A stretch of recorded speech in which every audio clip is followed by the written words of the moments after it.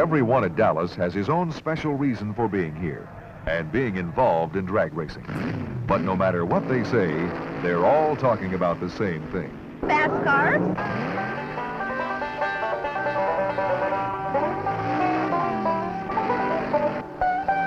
The people.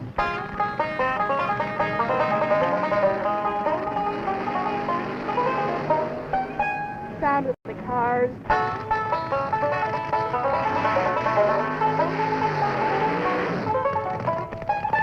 Welcome to our first episode of the Jungle Gym funny car. Should be fun. Okay, let's get cracking. Alright, one of the first things I wanted to do was to get the body straightened out. This is the body I got from eBay for $5. It's the AMT 70.5 Camaro. I took some tape and a pencil here and marked both bodies where I'm going to be cutting. Here it is on the original body here where I got my line. As you can see, I've already cut the roof off the AMT kit. And to do that, we used our razor saws. I used a fine tooth to make my line and get it going. Then I switch over to a little bit more aggressive tooth for quicker cutting and just cut away. So once we've cut the roof off, this is what we have. Here's the body, the donor body. Here is this, and we'll cut this next, and we'll graft this onto that. You want to start slow with your razor saw, get a little groove going. You also want to keep your blade clean as you're cutting. You want to stop your cutting and remove the material from the teeth. Keep your blade good and sharp as you're cutting through the plastic. You want to work slow. Don't be in a rush. You can see material building up on your blade because this is a fine-tooth blade, so you see material start building up there. You just want to wipe it off, get it out of there, and then go back to doing what you were doing. Now this body's a little thinner than that AMT, so it wants to flex more when you're cutting, so just take your time, go slow.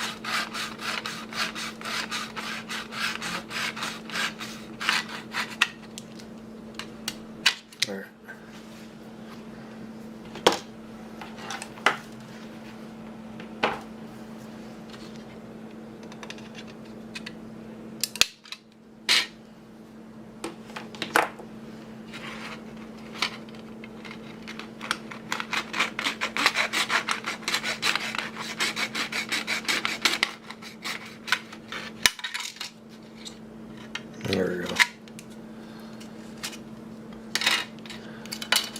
Alright, so here's the old top. Then this one I'll have to glue on to here, and we'll have to obviously do some work on the A-pillars. Alright, we're back. It's been a day. I've let everything sit for the glue to harden up and get good and dry. We've got the top now on the body. For the A-pillars, what I did is I gently squeezed the A-pillars to where they were inside of the body. And then I took a magic marker and marked it, and then I snipped off what I needed to snip off, and then I glued the A-pillars onto the body. We've got the front glued on, and you can see filler work. The bumperettes, you're going to have to modify those.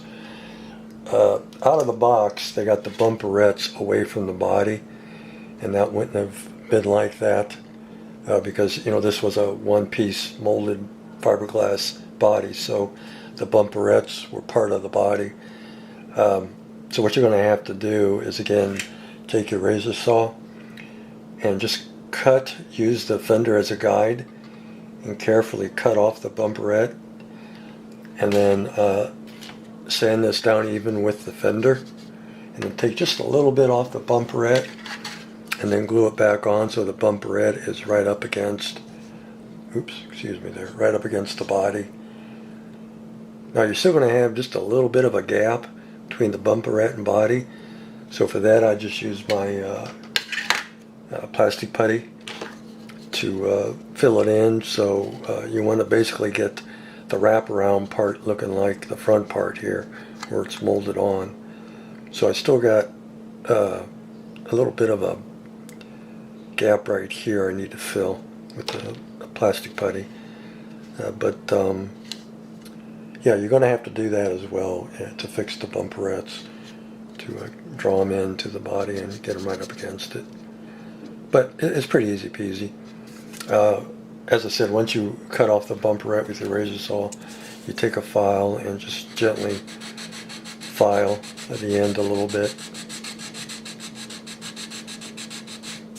And then once you get that filed, you can take and just kind of gently do a couple passes over the end of what you cut off. Let me turn this around here. And then when you glue it back on, it'll be right up against the body and it'll be as it should be. I'm not going to try to do this on camera because I'll drop it, but it'll look like that. And after you cut these front bumperettes off, go ahead and fill in the reflectors. It's much easier to fill the reflectors in with the bumperettes off, because you can see the bumperettes are pretty close to the reflector, so it's just easier to do it with the bumperette off.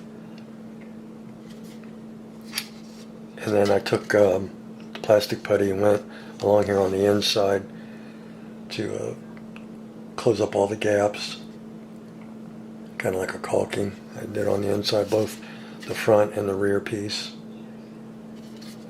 The back didn't fit too bad. We still got to do a little bit of tweaking here. We got a little bit of a overhang we need to remove, and then a little bit of filler work to do around the bumper. But yeah, that's really it. We're almost to the point where we can put our first coat of primer on here to see where we're at as far as our filler work. I mean, the top fill's pretty good. I'm not filling anything with my finger, but the primer will definitely show up any trouble spots. And so yeah, we're almost there. It's looking more like his car. So we should be good to go there.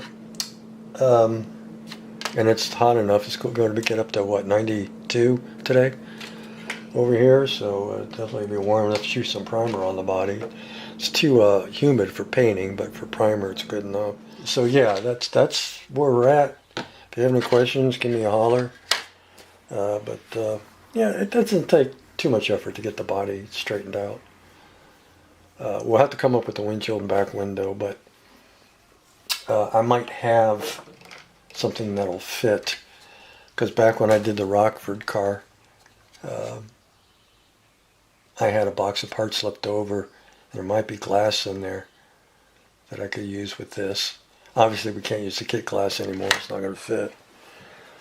So we either have to make it or come up with the glass out of this kit, 70.5 Camaro, but as I said, I might already have it. I have to look. So I'll go down the basement and take a look at my pile of kits down there and see if I don't have this kit already, or a Trans Am kit I used for parts when I did the Rockford car and took the glass out of that. It'd be the same glass anyway. Alright guys, I think this has gone on long enough. So there we have it, the body. And next when you see it should be in primer. And we'll start working on the pieces parts next. Alright guys, take care.